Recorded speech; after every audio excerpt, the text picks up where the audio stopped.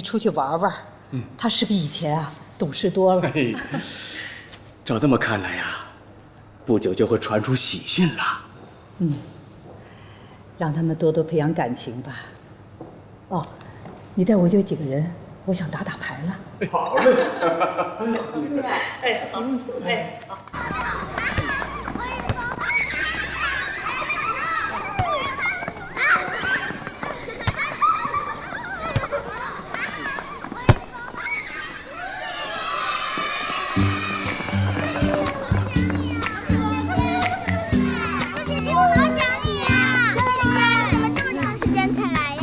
姐姐这段时间有事情，想没想我啊？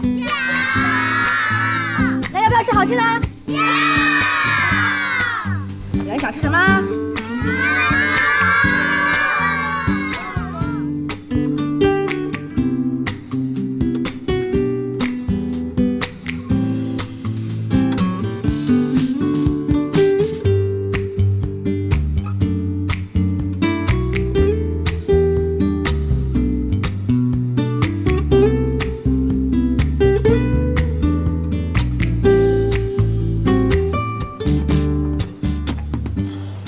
王经理，啊，这是公司前几天新招聘的人员名单，麻烦您给顾总看一下。顾总现在不在，回头我就交给他。啊，好，麻烦了。您客气了，王经理慢走啊。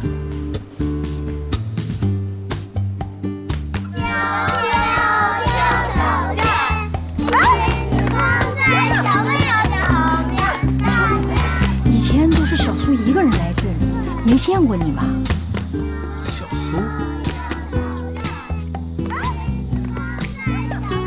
啊，我也是第一次来，但是今天陪她来之后，还让我挺意外的。小苏是个好女孩，她上学的时候就到我们这儿来帮忙了，给我们小朋友买吃的、买学习用品，我们大家都喜欢她。哎，不过好一阵子没过来了，哦，原来她是去谈恋爱了。她前一段时间比较忙，但是从今天之后，我都会陪她来的。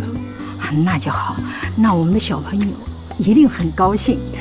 哎，你看，他和小朋友玩得多开心啊，小苏。小伙子啊，小苏是好女孩啊，你可得好好把握，要不然那就是你的损失了。院长，您放心吧，我会好好珍惜的。